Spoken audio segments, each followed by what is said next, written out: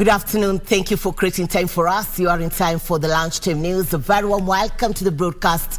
My name is Irene Muchuma Odim. My co-anchor on sign language interpretation this afternoon is Lucy Mwaura. It is the 18th day in the month of February 2023. We have lots more lined up for you, including sports. Let's interact on all our social media platforms at KBC Channel 1. Now we begin from the county of Marsabit. Leaders in the region have condemned what they claim as the theft and sale of relief food meant for drought victims by a section of government officers. According to Area Deputy Governor Solomon Gubo, majority of the crooked public officers are in charge of stores. Has scaled up the fight against hunger by distributing a consignment of relief food to various parts of the country ravaged by famine. However, Marsabit County residents, clergy and local leaders have lamented the theft of relief food meant for drought victims by a section of government officials. Chakula ambaye haifiki kwa watu, mara inaibiwa. Hiyo nuksani yote hatutaki kusikiza. Wale wenye kupeana chakula wapeane kwa njia haki. We really want to appeal with the relevant authorities to go deeper and find out what happened to this food. If there's any human being who is misappropriating and misusing food that is meant for saving lives along the way, for self-enrichment, it is sad, and the government agencies should not rest. Marsabit Deputy Governor Solomon Gubo has threatened the wayward public officers of legal action. Yeyote ambaye atapatikana na ni mfanyikazi wa county atapatikana ameiba chakula ya msaada, atachukua hatua ya kisheria. Na najua vizuri hata askari timu yao yote wako alert. Whoever will do that, tunasema mkono wa sheria impate. A recent incident was in Sololo sub-county, where at least 117 bags of rice donated by the national government and meant for the elderly residents went missing in the region. Kama ingekuwa inawekwa kwa njia ya cash transfer ingetusaidia sana. Ingetusaidia sana. Kwa sababu cash transfer haitakuwa inadai transport, haitakuwa inadai nini, pengine itadai commission kidogo tu. Kama kila nyumba ya Marsabit ambaye iko na shida inapata shilingi 5,000, watakuwa wamejisaidia. Kila mtu natuma kwa M-Pesa yake. Tafadhali bedalisha chakula iwe cash transfer. The stolen aid food was part of 520 bags of rice and 600 bags of beans distributed by the national government in the region. According to the National Drought Management Authority, at least 300,000 persons are in dire need of food aid in the region. All right, Kenya has reclaimed the World Athletics cross-country title after bagging a total of 10 medals, 6 gold, 2 silver and 2 bronze medals at this year's edition held today in Bathurst, Australia. The 6 gold medals included 3 teams and 3 individual titles. The national cross-country team today reclaimed their World Athletics cross-country title after putting up a spirited fight at this year's event held in Bathurst, Australia. The Kenyan team opened their quest for medals at the global competition with a gold medal in the mixed relays after a team of Emmanuel Wanyonyi, Miriam Cherop, Kiumbe Munguti, Brenda Chebet clocked a time of 23 minutes and 14 seconds to win the race. Rivals and neighbours Ethiopia clocked 23 minutes and 21 seconds to finish second, ahead of host Australia, who finished third in 23 minutes and 26 seconds. In another race, Ismail Kipkirui clocked 24 minutes and 29 seconds to bag the men's under-20 title. Kipkurui's victory ended Kenyan's 12-year wait, leading compatriot Reynold Kipkorir to a 1-2 finish in men's under-20 8 race.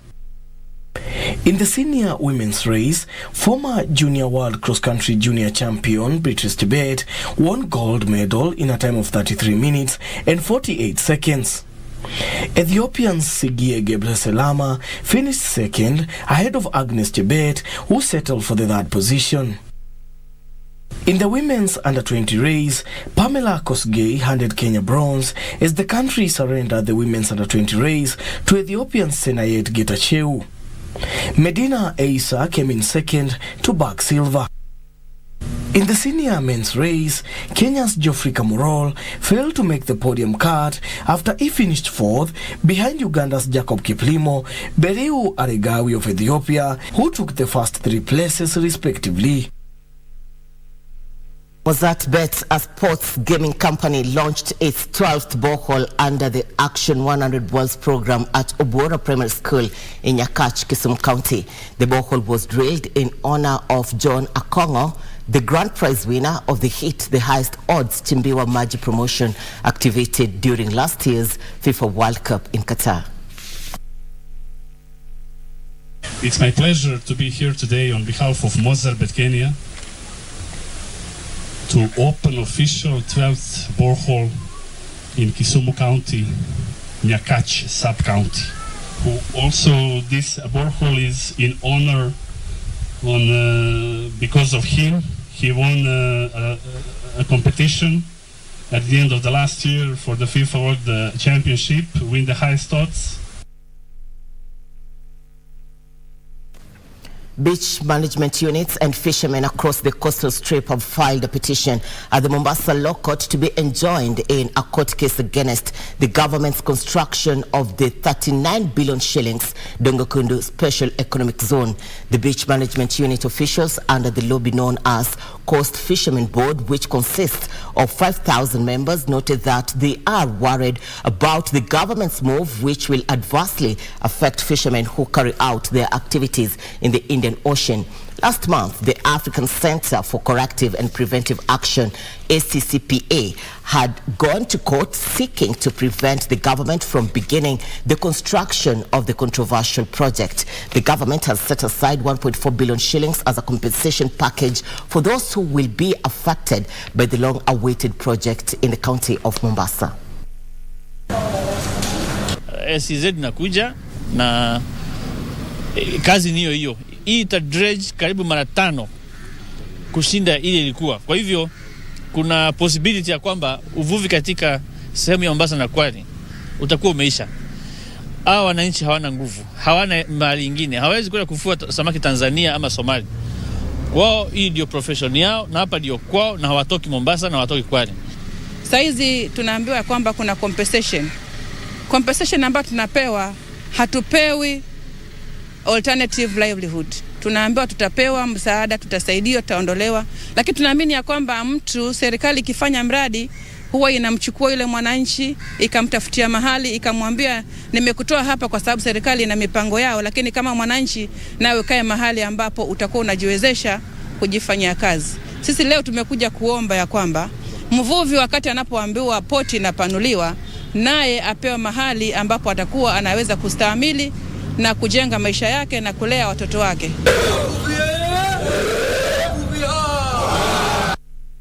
To politics now, a section of members from the Orange Democratic Movement Party now wants Gay Member of Parliament Elisha Odhiambo expelled from the party for disloyalty.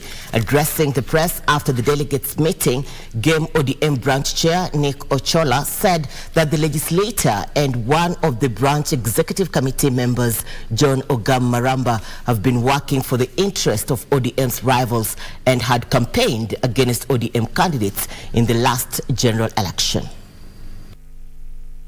As calls for the expulsion of rebel Orange Democratic Movement legislators gain momentum, GEM ODM Branch Executive Committee held a meeting at Sagam Trading Center in Siaya County and resolved to kick out GEM legislator and some of his allies from the positions held at the branch. The MP was serving as a representative of the special interest group in ODM GEM branch. Honorable Elisha Odhiambo and Mr. John Ogam Maramba be suspended from the branch membership of ODM for reasons that they have not been promoting the interest of the party. That recommendations be made to ODM National Office to commence the registration and or expulsions proceedings against the two. Yakoma said very clearly that he does not recognize the current president our MPs cannot go and sit with him without consultation from the party membership or even seeking not permission but talking to Jacom first and getting his blessing on any meeting that has to take place between our MPs and the government. Addressing the press after the meeting, the branch chairperson Nico Chola said the legislator and one of the branch executive committee members, John Ogam, have been working for the interests of ODM rivals and had campaigned against ODM candidates in the last general election. Bolisha Odhiambo was captured by media appearing together with both party leader and deputy party leader of the United Democratic Alliance Party, whose ideologies, interests and policies they have been promoting within ODM, thus violating our party constitutions as read together with Section 14A, 1E of the Political Parties Act. Elisha Odhiambo becomes the second member of parliament from Siaya County to face expulsion threats after ODM in Bondo branch also suspended MP Gideon Ochanda from the party and relieved him of his duties as the branch secretary. Meanwhile, ODM nominated member of County Assembly Amos Liayi will have to wait longer to know his fate after Kakamega High Court scheduled a different date for his appeal case to determine whether he holds the office or not. The appellant deposits in court the sum equivalent to 3 months' gross salary of the office of a member of a county assembly, less any statutory deductions. The sum be deposited in court within 21 days from today. I give you a mentioned date on the 27th of March, 27th of February 2023 for further directions. Chama kimeanza kukumbuka vijana, lakini ninashangaa sana kupata kwamba wenzetu wale ndio wanarudi tena kupiga youth vita. So hii message nataka kupeana kama kiongozi wa chama cha ODM. Hii mchezo ambayo imeanza kufanyika kwa upande wa youth hatutakubali. Sababu Amos alifuata procedure, aligazetiwa, walimuinterview, akapata ya nafasi. Jeffrey Mitalo petitioned the court to nullify Liai's nomination, saying the respondent was not lawfully nominated in accordance with the constitution of the ODM party.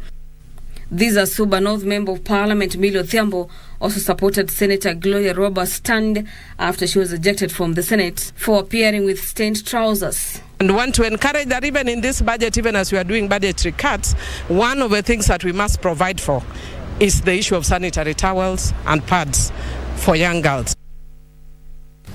Thank you, Gladys Mungai, for that report. Still on a political note, we cross over to the county of Kisumu, where Azimio la Umoja One Kenya Coalition is currently holding a consultative forum, and it is a forum being led by ODM party leader Raila Odinga. My colleague Wycliffe Okech is on that bit. Okech, good afternoon. Good afternoon to you, Irene Muchuma Odima, back in Nairobi. Let me just ride on the back of that story on ODM Rao that has aired just now. It is true the Azimio la Umoja One Kenya Coalition is having their consultative forum here in Kisumu. As you can see behind me, this is the crowd that is actually waiting eagerly for the ODM leader, who is actually by extension the Azimio leader, that is Raila Odinga, to lead that meeting here, to lead the luminaries of the coalition in a meeting here. As we speak right now, the leadership of the Azimio coalition is currently held in a meeting, or rather holding a meeting with the local leaders here in one of the hotels within the city here. Thereafter, they will be making their way in here to address the crowd that is already gathering here. You can just see behind me here, there's just a few gentlemen, but right behind on the other side, you can see tents there. And what is happening now is just some sort of entertainment to keep the crowd here jubilant as they wait for the leadership of Azimio to lead this particular meeting here. Irene, just riding on the back of that story, you see a few weeks or a few days ago, we saw a section of the ODM members visiting state house to hold fulfilled what they termed as pursuit of a development agenda with the President William Ruto, something that did not go down well with the leadership of the Azimio. And last Saturday, when the ODM leader and retired President Uhuru Kenyatta attended the burial of the late Professor George Magoha, they made clear that they will not tolerate disloyalty among members elected on the Azimio ticket. And also after that meeting, they came to Kisumu, made similar remarks, and also yesterday in Kisii, in their rallies in Kisii and Nyamira, they made similar remarks. This is the first major meeting that the Azimio coalition is holding in Kisumu, or at this side of the country, following the August general elections. And we'll be very keen to see what Odinga will be telling the locals here. We know he's pushing for electoral reforms and also economic reforms, even as he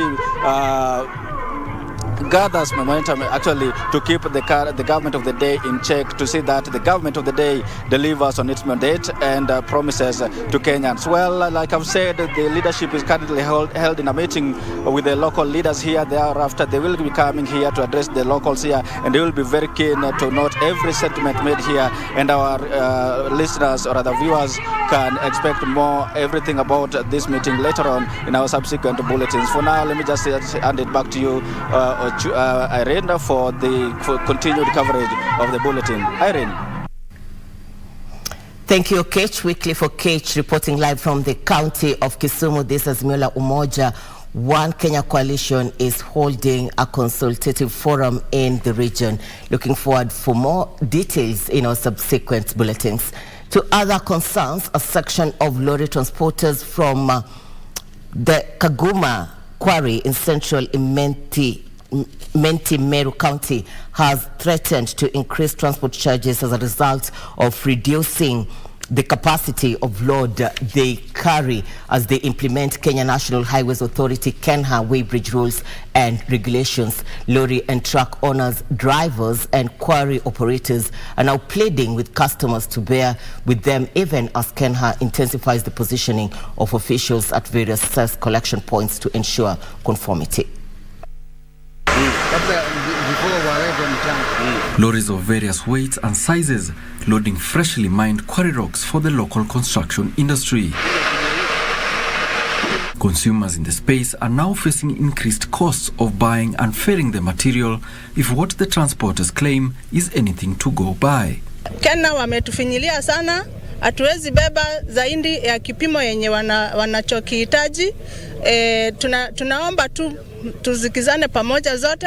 Presisi zetu kutoka leo, kutoka hii mkutano tukimaliza saa hii, mchanga FSL, mchanga itakuwa ni 20,000 Kaguma, Mkubo, Meru Town. Within hapa municipality itakuwa ni 20,000 FSL. Mguu 10 ambaye ni hii chakimani hii tipa ni 40,000. The prices take effect immediately, with the transporters saying they have no problem with conforming with KENHA regulations as the authority moves to safeguard roads from overloading and damaging roads.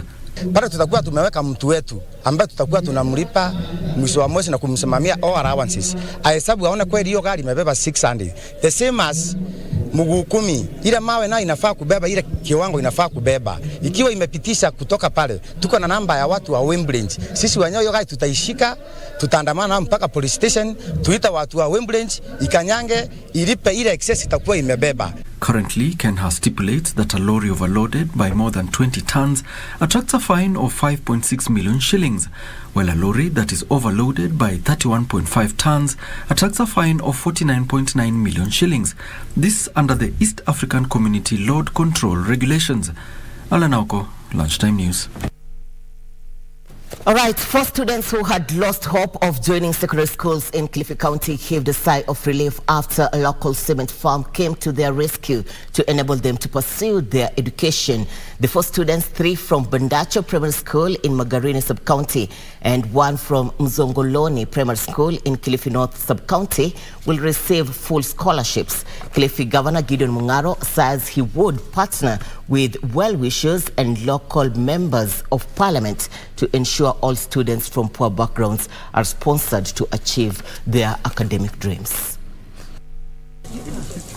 It is a sigh of relief for 4 students from Kilifi County after a local cement manufacturing company undertook to pay all their secondary school fees. The local cement firm came to their rescue after their plight had been highlighted by the media after failing to take their Form 1 places in their respective schools due to poverty in their homes. Nilipomaliza shule masomo ya darasa la 8, wazazi wangu walisema kwa hawana pesa na ilibidi tubaki nyumbani. Kwa jana mamangu alipigwa simu tukaambiwa kwamba tukuje huku. Fees peke yake tutawasimamia kila kitu, uniform nini hadi kila kitu tuhakikishe wamefika shule, na tutaendelea kuwalipia hiyo gharama yote kuanzia saa hii hadi wamalize shule. Kilifi Governor Gideon Mungaro announced that his administration will from July this year increase the allocation for scholarships from the current 350 million shillings per year to 1 billion shillings to ensure that all deserving students are taken through secondary and tertiary education. Kuanzia mwezi wa 7 mwaka huu tutaongeza pesa ile ya basari kutoka ile milioni 350 ya kawaida ambayo ilikuwa inatolewa mpaka bilioni 1. Sasa tukiwa na pesa hizo na wafadhili na marafiki wale ambao wanafanya biashara Kilifi County, sioni sababu ya mtoto wote wa Kilifi asiweze kwenda shule. Hiyo ndio malengo yetu. Elsewhere, over 7,000 day school students in Gatondo North constituency, Kiambu County, will now go about their studies without interruptions after the area MP Elijah Njoroge Kururia cleared their fees. The learners from all the 29 schools, most of whom come from extremely poor families, will each get 3,500 shillings to cater for part of the school fees. Ni mara ya kwanza bursary zinapeanwa bila wazazi kutoka kwa nyumba. Tunasema ni bursary forms at your doorstep.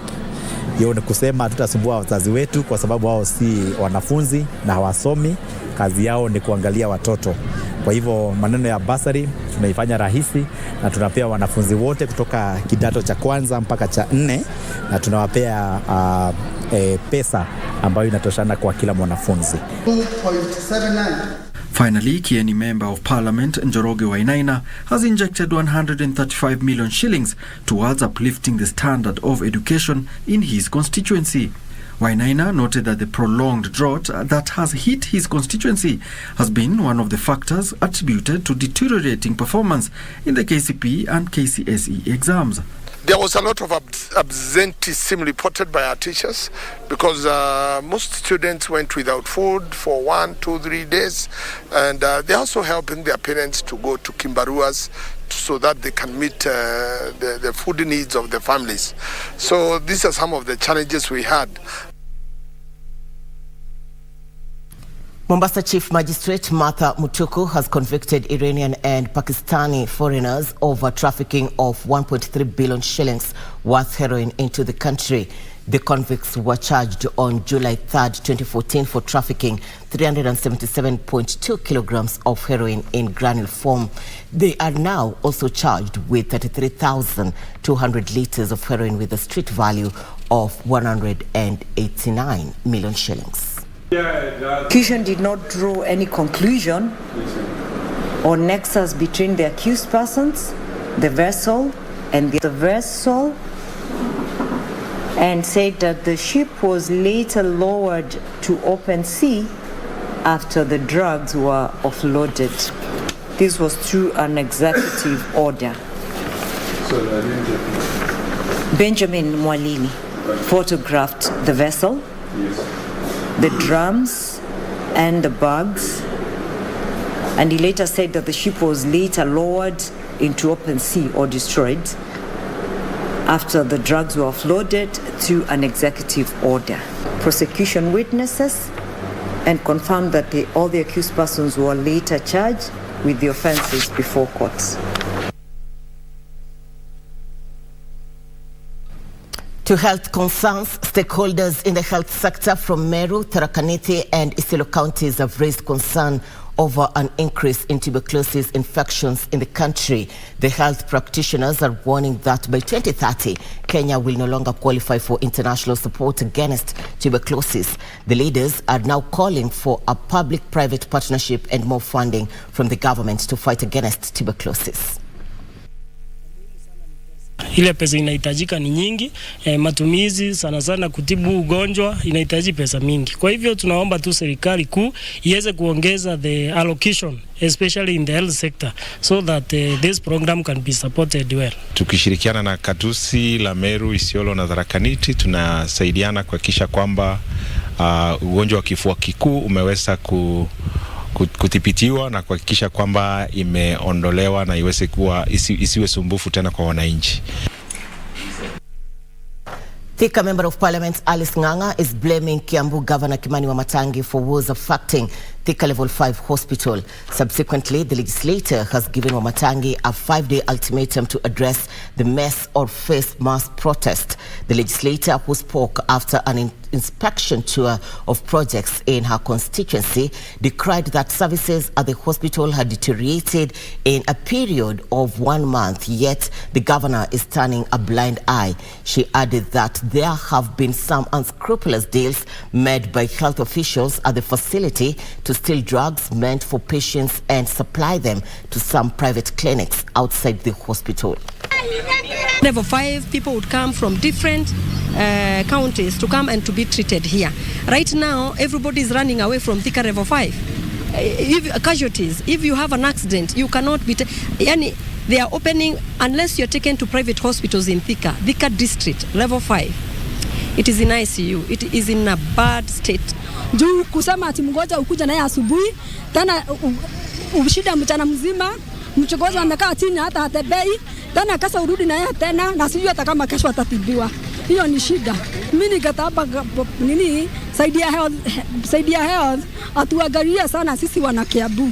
Juu tunateseka. Tungetaka tuongezewe madaktari, mandawa na pia wapewe wawe wasafi, wadumishe usafi. And the government has intensified thousands of acres under the Prison Department for use in the construction of affordable housing. Also targeted for space are the Agriculture Society of Kenya, ASK, tens of acres which have been lying idle for years. According to the Principal Secretary of Housing and Urban Development, Charles Hinga, the high price of land was one of the main challenges facing the affordable housing program. This emerged during a consultative meeting between the Ministry of Officials and the Senate Committee on Transport and Housing. Because we have an annual demand of 250,000 houses a year. Unfortunately, we are only able to produce 50,000 every year. That is our number from research. So we have a lot of work to do as a Senate and of course the National Assembly to make sure that those laws are aligned to the policies that are made by the National Executive, that is the Presidency, to make sure that they work for the people. Sports hit squad assistant coach Dave Munuhe says the national women's boxing team has settled well in training as they prepare for the World Championship slated for 14th to the 24th of March in New Delhi, India. A team of 13 female pugilists is currently in a non-residential training camp at Mathare Police Depot.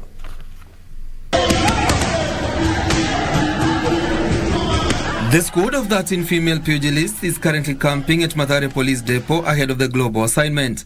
Head squad assistant coach Dave Munuhe is optimistic the Kenyan charges are up to the task after a mixed performance last year.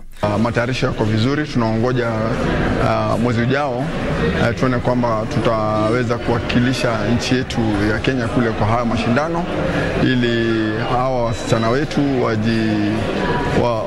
walete medali ambazo tumekuwa tukiwania kwa muda mrefu. The squad will be led by Christine Ongare in minimum weight, Lensa Akinyi and Ann Wanjiro in light fly, Veronica Mbide and Emily Juma in flyweight, Amina Matha and Alice Wayego bantam, and Pauline Shege in featherweight. Others in the squad include Elizabeth Akinyi, Lona Kusa, Elizabeth Ndiego and Theresia Wanjiro. So far nasema zoezi inaendelea poa. Kila mtu anajikaza weaknesses zenye ako nazo. So tunawakia tu sharpness na reflex ya game situation. So now toward the end of the tournament tutakuwa tuko ready kabisa. The Kenyan squad is also expected to take part in the Golden Bell Series in July in Slovenia before the 13th edition of All Africa Games Come Olympic qualifiers in Accra, Ghana in August.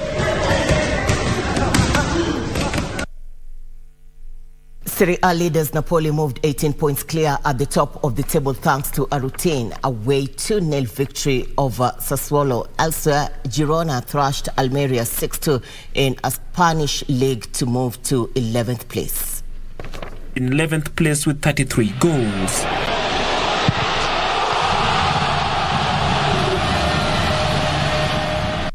And on that bit by Barclays Further, we come to the end of Channel 1 Lunchtime News. Thank you for your feedback on our social media platforms. It's always a pleasure to have you with us. My name is Irene Muchuma Odem. On sign language interpretation is Lucy Mwaura. Good afternoon.